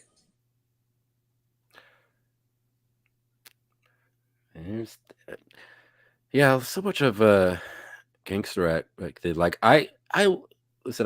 lot of gangster rap I do like, but I think I view a lot of gangster rap and rap in general the way I view abstract art. It's like there's some abstract art that I think's great, but there's no way in hell I'm putting on the same level as the masters, like a Rembrandt or Peter Paul Rubens, or someone who has an insane amount of talent. And so with rap music, I look at the whole of quote unquote black music, and even though I love a lot of 90s rap and 80s rap, I'm not going to put on the same level as I would as a Sam Cooke or Aretha Franklin or Marvin Gaye or James Brown. I'm not going to, but of course it's the dominant form of quote unquote black music these days. And I want to say decoratively that black music died in 1993. that's what I think it done, because there's so much great music from the past, and when music became like the gangster rap and so much other stuff in the 90s, it's like this is really the best we have to offer to people. I mean, these people are being held up as modern day Shakespeare, in the community, and it's like, are they? No. I mean, WAP, okay? There's absolutely no value to that song. There's no value, and it's celebrated culturally, like you said, like Shakespeare. It's pointless. It's not even clever. I've made this point before, but a lot of the music from the 20s and 30s, like the blues, which, by the way, amazing art form, a black art form, the blues. It was about sex, a lot of it, but it was creative. The lyrics were creative and funny, and it wasn't like the stuff today, like WAP. I mean, a lot of the music today is like there's no spark of life in it. It's completely like, put this body part and this body part, and then this will happen. It's very clinical in a way, Yeah,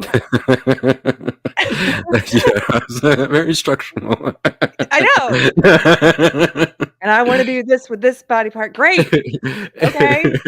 You didn't even cleverly disguise it in a way, like at least what was that old song? Sometimes I hear older songs on my Saturday job. Oh gosh, who's that guy? Welcome to the candy store.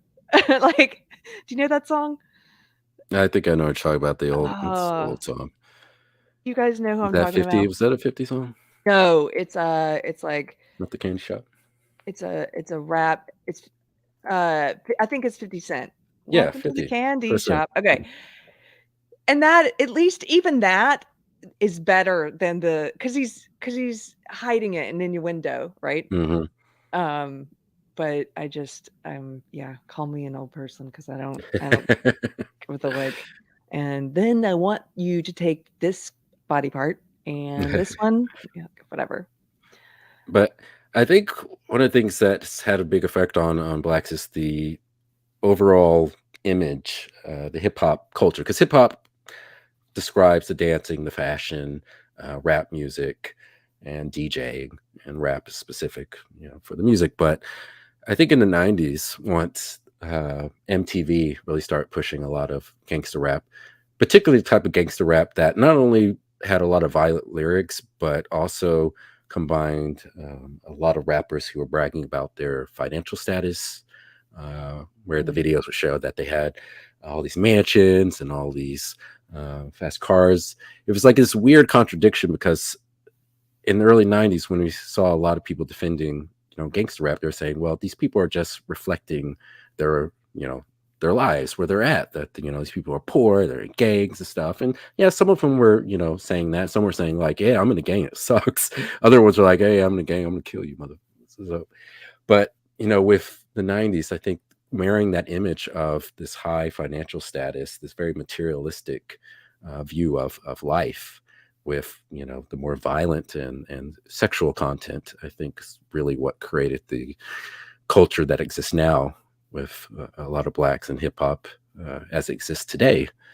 It's just this weird thing of it's like selling the quote unquote American dream, which they define it as being a millionaire and having tons of things you own, but in reality, that's not something many people achieve, and not that I think it would make people truly fulfilled either. But certainly, there was a lot of phonies with rap as it was coming up in the '90s and today, and I think we're going to get into one of them.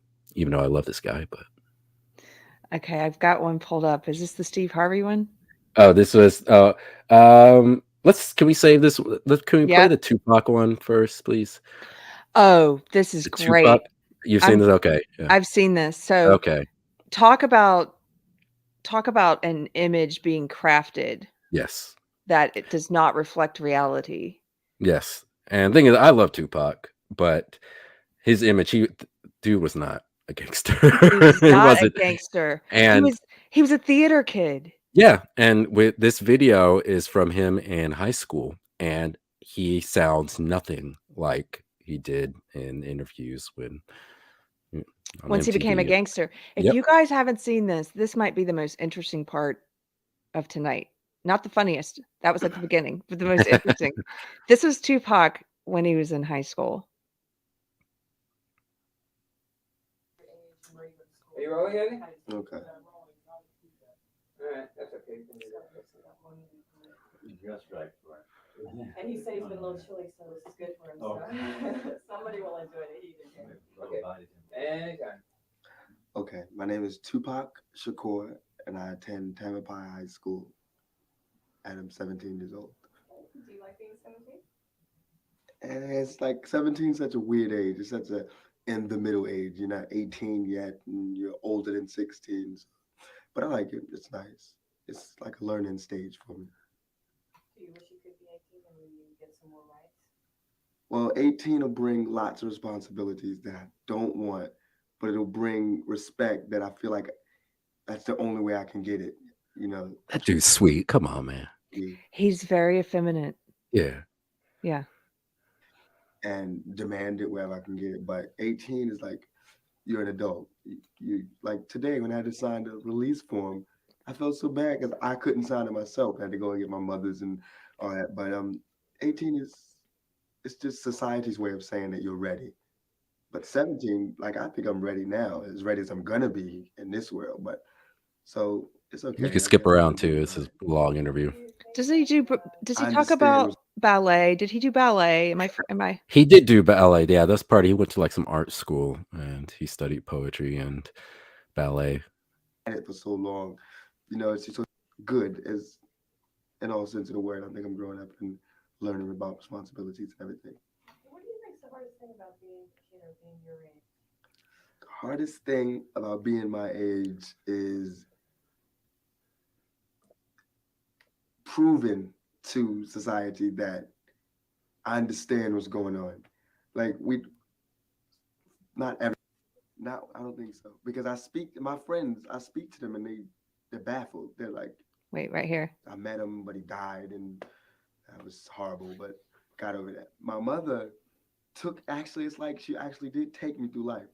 You know, when I discovered some, first I rebelled against her because she was in a movement and we never spent time together because she was always speaking and going to colleges and everything. And then after that was over, it was more time spent with me and we were both just like, you're my mother, and she was like, you're my son, and what do we do? So then she was really close with me and really strict almost. But now I can see how it paid off because like I could talk to my mother about drugs, I could talk to my mother about sex, anything. I can ask her anything and bring it up, and she'll go, "Okay, well, this is," and I can say, "Ma, I'm really curious about this drug," and she'll go, "I did it, and this is what happened, and I don't think you should." I mean, do you think other kids can talk to their parents as easily as you talk to yours? No, I don't think so because I speak to my friends. I speak to them, and they're baffled. They're like, they like my friends can call my mother by her first name. That's a small thing, but it's a big thing to them because they could just come in the house and go, "How you doing, Faye?" And this is what happened at school. Because she speaks to them. She gives teenagers the respect they deserve unless they show that they're not worthy of that respect. And they like that. So in religious cults, there should be a class on police brutality. There should be a class. Sorry, I'm just skipping ahead a little bit to some of the most played parts. Yeah, he at some point, if you guys get a chance, this is a 36-minute interview with him. But if you're interested in this, I'm going to drop the link in the chat. And I've watched this. It's been a couple years since I've watched the whole thing. But from what I recall, he does talk about ballet, or maybe that was a different one. He's totally like a very artsy, poetic theater kid, dance Mm-hmm. kid, effeminate. And then he became Tupac Shakur. Yeah.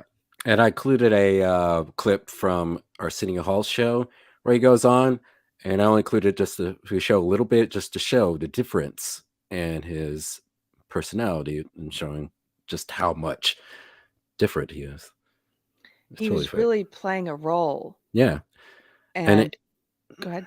Well, it's kind of like the Elvis movie you just watched. There was a video that Jordan Peterson did some time ago, and he talked a little bit about Elvis, but he was talking mainly about what happens when people lose themselves in a persona. And you saw that with Elvis in the movie. It shows just how much he felt he had to live up to what people expected him to be, and how much that cost him. There was a line where in the movie where he's talking to Priscilla and he says, "I'm tired of," what do you say? "I'm tired of portraying Elvis." Mm-hmm. Yeah. And I think it's the same thing with Tupac. You saw that he felt he had to be the thug that everyone thought he was. And unfortunately, it cost him his life. That's when people start realizing, like, oh crap, people are taking this, shit talking seriously. Like, this is just like professional wrestling where people are pretending to have beefs. This is a real thing where people can die from it. Yeah. And so, yeah, just wanted to play just a little bit of this just to get the sense of how different his personality is. See, I get a feeling there are two Tupacs. Oh. I mean, you're this kind, sensitive, friendly guy. Punani smelling guy. Yet you're involved in so much controversy, but we'll get to all of it. How's Janet as an actress? How did she do? She's great. I think she's going to surprise a lot of people by just being natural, being real, like, girlish. Everybody's expecting her to be rich and act rich, but she handles that. She does that. Yeah, you got the role every man in America wants. Right? The Punani smelling role. Everywhere I go, you smell the Punani up. That's you and Janet. He's also changed the way he talks. Mm-hmm. When you watch him in high school and he's so, he uses a larger vocabulary and he's articulate. I'll say it. No, he's articulate and he's poetic in a way. Mm-hmm. The way he talks, his words flow like a musical quality to them.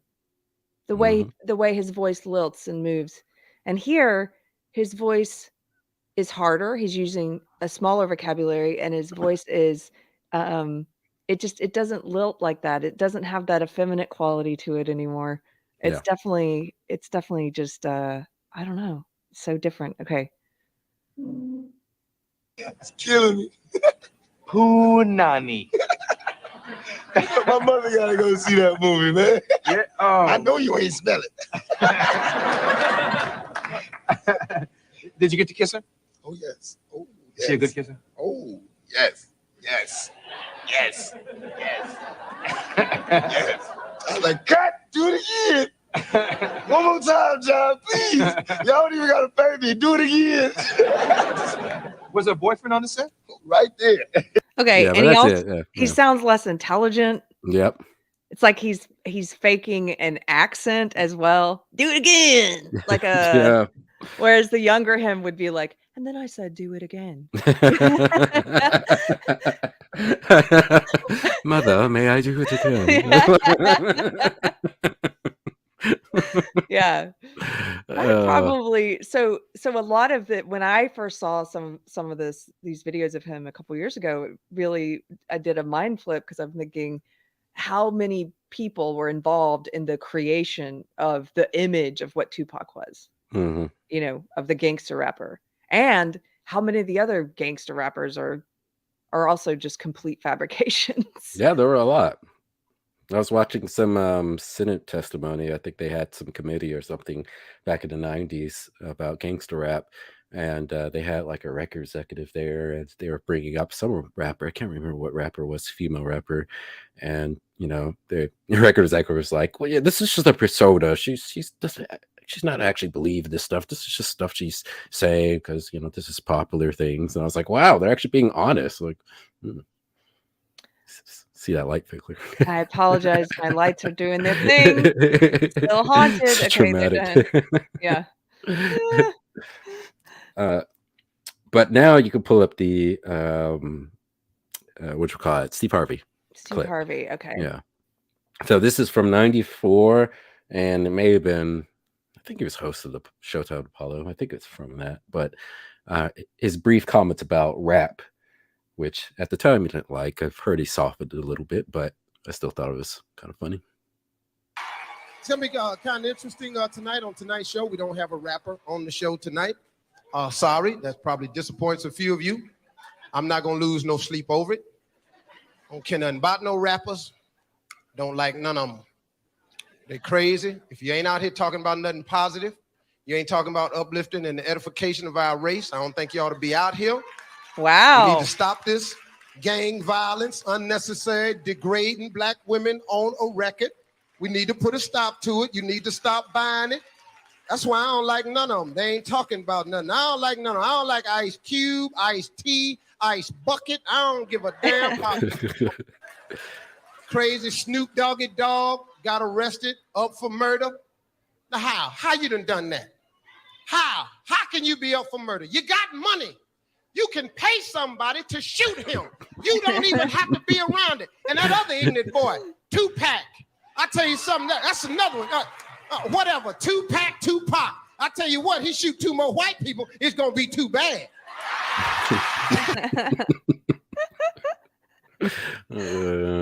Oh, Steve Harvey.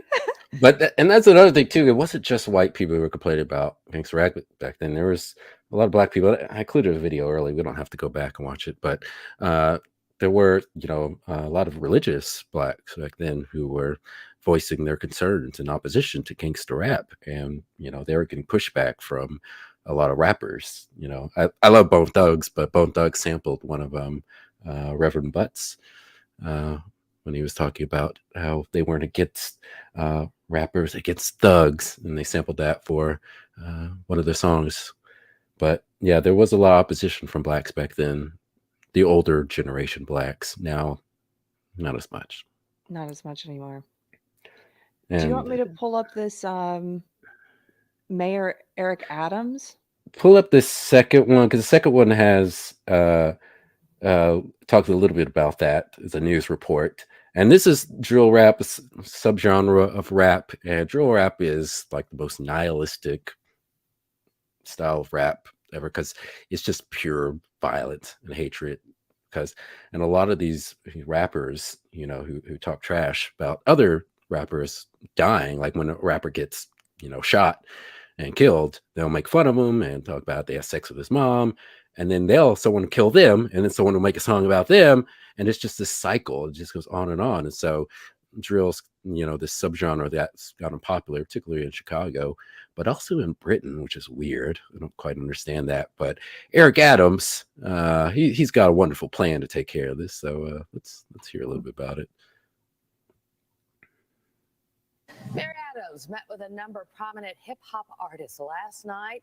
This is video of the gathering that was posted to social media. They met to discuss drill rap after the mayor criticized the music genre for contributing to the rise of violence in the city.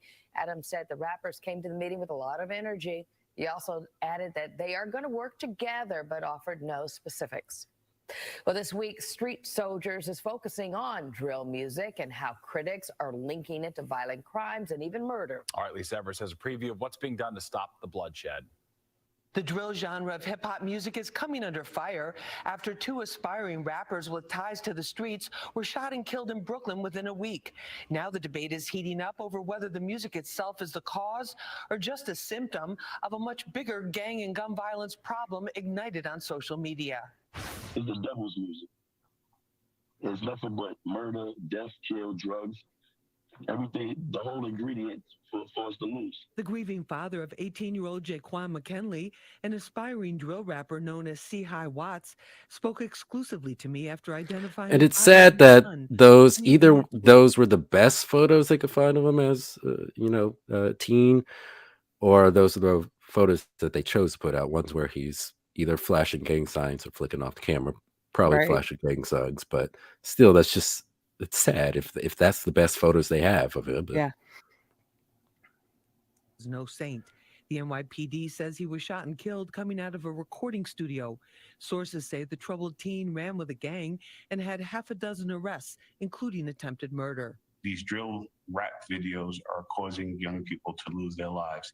It's not that the music is the cause of the violence, but it's fueling the desire to retaliate. 5 days earlier, aspiring drill rapper and Pop Smoke protege Tajay Dobson, known as T.Woo, was gunned down in front of his Canarsie home. Authorities say many of the drill diss raps are posted on social media and streamed live, accelerating the pace of the shootings. We are going to pull together the social media companies and sit down with them and state that you have a civic and corporate responsibility. Prosecutors are increasingly using drill videos posted on social media featuring real guns used in actual murders as evidence, says criminal defense attorney Philip Hamilton. What I currently see happening is a lot of law enforcement, Lisa, using the images, the lyrics, the content in ways to either prove cases that are already indicted,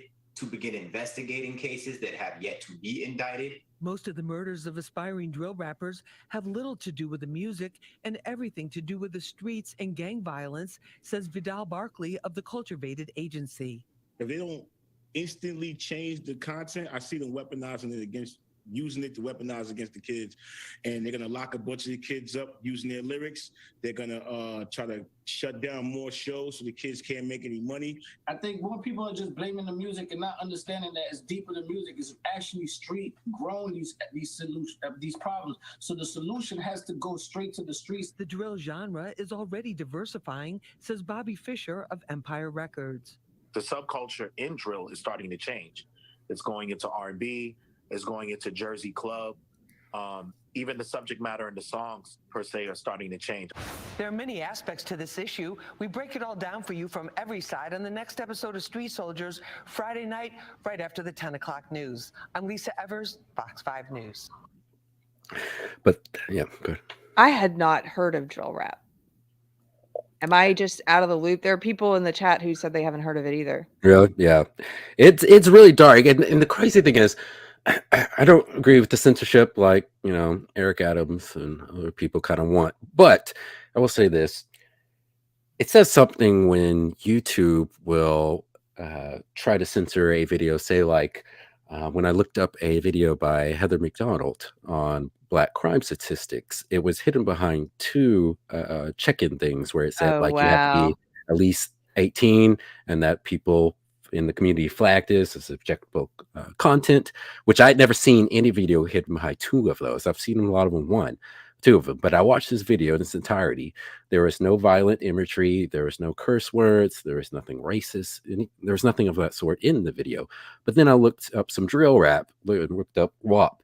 There was no warnings there. There's nothing trying to keep kids from watching it. Not that I think that worked, but still, did the double standard in the fact that Double YouTube doesn't standard. actually care about that. Like they could say they care about kids and they care about the community. That's bullshit. They don't. They don't want you to watch Heather McDonald and get facts about Hmm. black on black crime or attacks on police officers, what have you. Anything that doesn't fit the narrative, they don't want you to know. And so they have Hmm. to hide it. But then it's like, sure, on Twitter, like as I mentioned at the beginning of the stream, hardcore porn, yeah, fine. Yep. It's right out there for anyone to find, like not that I don't think adults should be able to access it. It's just there are a lot of kids who use Twitter. I Hmm. mean, that's one of the Twitter things that I've never agreed with is that they allow that. I just don't think it's proper. Yeah. Tonight I'm being very proper. But yeah, that's the state of modern hip hop. And I know there's exceptions. There are some good artists in the mainstream and definitely a lot underground. And there are a lot that are still socially conscious stuff. But even with like the socially conscious stuff, a lot of them will talk about everything that's going on, but a lot of times the solutions aren't working within the system. That Mm. you'll hear a lot of songs either now or back then, late 80s, NWA and Ice-T and other ones. Well, they talk about how corrupt the system is and how racist cops are and stuff. It's like, okay, but are you encouraging people to, like young black kids, to become cops or to become lawyers, become judges, become city council Right. people? You seem to just want to blow up the system without even Right. trying to work within it. Like if you tried to work within it and you were denied the power within it, then okay, I can understand that. But do you really think that? Do you think there's a single rap song in history that's encouraging kids to become those things? I This is what can't. I don't Yeah. understand. And this is like Maybe something in that the 80s. I don't know. This is just it's something just seems unique to blacks though. It's like other groups, will work within the system, but us blacks, like we have such a hatred of the system, or certain blacks of us, that we just won't participate, won't try to participate, even though we'll just keep complaining and we'll keep begging white people to come save us, but yet we keep talking about how much we hate white people and how racist white people Well, supposedly are. there's this subversive racism that happens, I think, probably more with black people than with any other racial group, where anything that would culturally, like any kind of value or something that would help you better yourself, it's called white supremacist or part of white culture, and then you get shat upon for like, like remember the Smithsonian when they put out that the Smithsonian put out that chart saying these are all things of white culture, and it was like being on time, getting good grades, hard work, individuality, like two-parent home, whatever. They're like, this is all whiteness. And so I think this is like, I don't know if this was intentional or not, but culturally there's this very insidious form of racism that I think young black kids, especially in the 90s, 2000s, and today for sure, get this message that, well, if you try and better yourself or achieve or do this, you're being white, you're acting white. Mhm. Right? Did you ever feel that growing up? Uh, Somewhat, but thankfully I wasn't in the inner city, didn't grow up in inner city Houston. So it faced a lot of that. But yeah, you are right. There is a lot of self-sabotage where a lot of blacks will accuse those who are succeeding of being quote unquote white. And I think there's a lot of jealousy and insecurity that's where that's coming from. But it's so odd to say if you truly are a black person believes we live in a white supremacist system and you're in the inner city and you're a part of a gang or you're have no problem with the gang violence. It's odd to if you truly believe that the system is racist but you're okay with blacks killing other blacks. Like that doesn't make any sense. Yeah. Like, wouldn't you turn your weapons on the people you think are oppressing you if you really believe that? Like it doesn't compute. It doesn't. Yeah. I hate to do this. I have to make an announcement and see. I'm supposed to be a guest on Shagsworth's stream tonight and coming up in like 5 minutes. And I know we have more to get through. Do you think we should do a part 2? I think we could. Do you have just a few more minutes? I do have a few more minutes. Okay, We're gonna wrap it up There's then? just Okay. 2 videos, the fun videos. So I want to end with something Okay. fun because I know the drill Okay. stuff gets kind of depressing. But real quick, if you can bring up the medieval beats, and I just want to play a little bit of this real quick because I Oh thought this was just kind of my funny. goodness. I've seen one of these before. have I don't know if you? it was this Okay. not this one, but I've seen this channel takes all kinds of things and makes them medieval, right? Okay, I've Yeah. seen one of these, but not this one. Okay. This one is Dr. Dre songs. So someone converted the songs into The one I medieval songs. saw was a Dolly Parton, and it was the Oh, song really? Jolene turned into a medieval version. Okay, here we go. Oh, you guys are in for a treat. Skip to Nothing But a J Thing. Yeah, third one. I like this one. Yeah.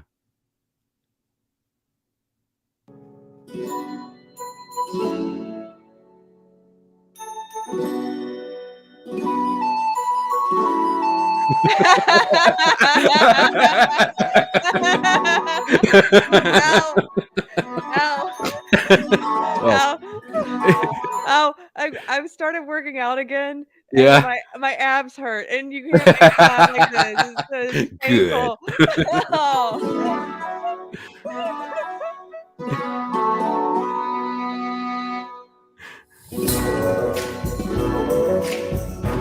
That sounds good, actually. It does. I know it's funny, but it's pretty good.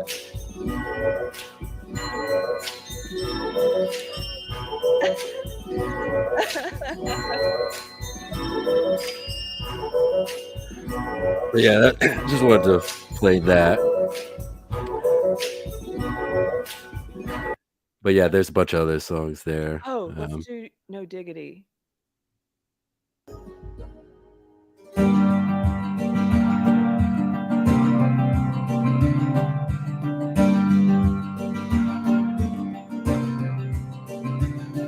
So they don't do the lyrics in this one? No, it's just the instrumental. Okay. That's pretty funny. And I have one more karate rap. This one's a little bit let's see, I think it's in the middle. Got it. Yeah. So apparently this is real. And when I first saw this, I was like, this has to be a joke. It's from the 80s. You could be the judge if you think these people are self-aware. I don't know, but it's hilarious either way.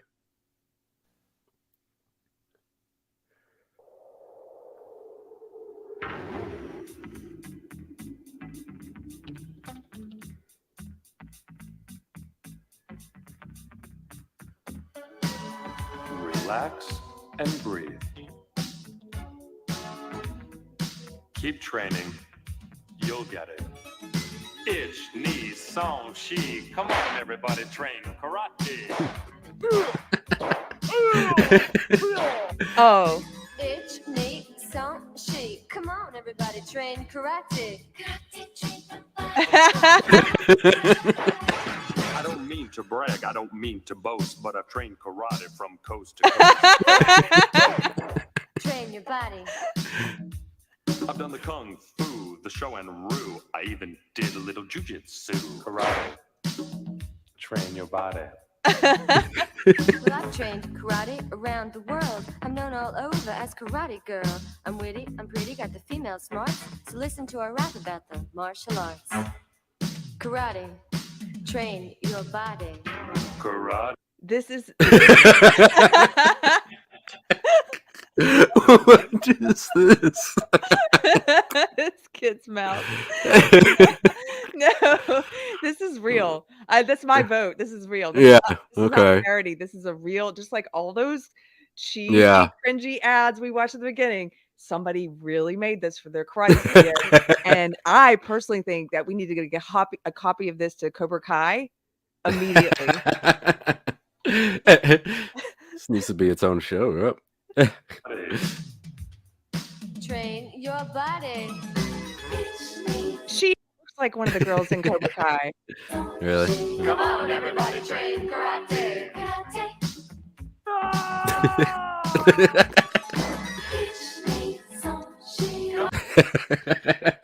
Two sisters and some yarn says, did anyone ever... I went to the store today to get some eggs. Did anyone ever explain to white folks it's not just talking over a beat?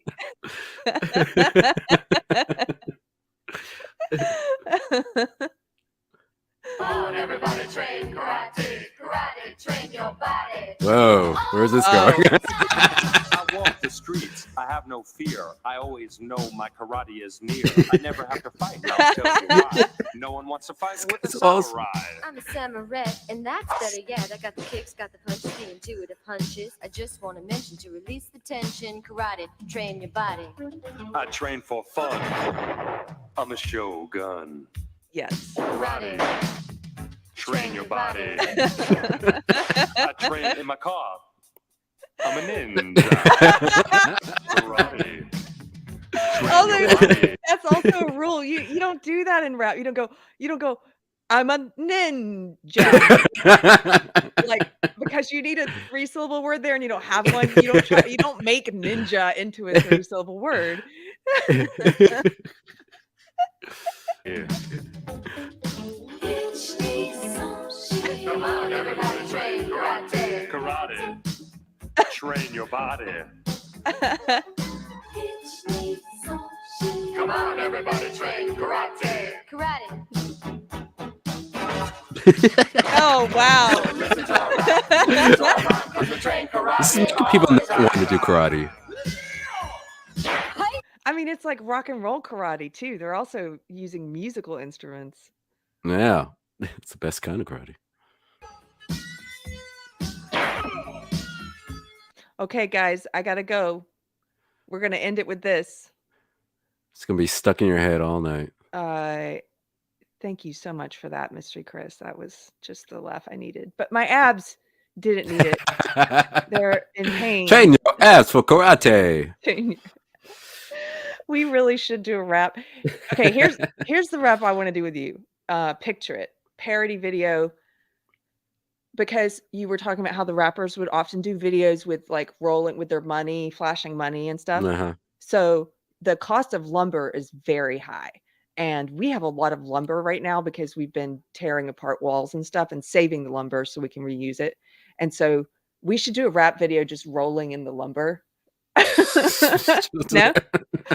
Hello, my name is Keri. Yeah. It's a rap about the supply chain issues. You need to like Picture have it. like put a mannequin and then like throw lumber on it and you're making it rain lumber. It's like killing the dummy. We're just coming through with like 2x4s, dancing. That would be funny. Rolling with the lumber. Yeah. Supply chain issues. Think of some raps and things that rhyme with supply chain, like ninja. We're gonna force that in there. It has to be in there. You guys, thanks so much for hanging out with us tonight. I think I got. Oh wait, no, I missed one. Christopher Gorey, thank you, sir. Gave us another super chat. $4.99. He says the government deciding what's art isn't much different from the CDC making policy preventing landlords from earning a living. That's very true. Stick your nose out. I'm gonna be on the Shagworth's stream tonight. And I would tweet it, except I'm currently banned from Twitter. So I'll put it on the Deprogram Twitter account. And you should go to Twitter, Mr. Chris, and tweet something. Okay. Yeah. It's gonna teach. I'm gonna tweet ninja. No context. My name is Mystery Chris. I'm here to say. And I'm here to say. It was so fun hanging out with you again. Have a good night. You too. All right. Bye. Bye, guys.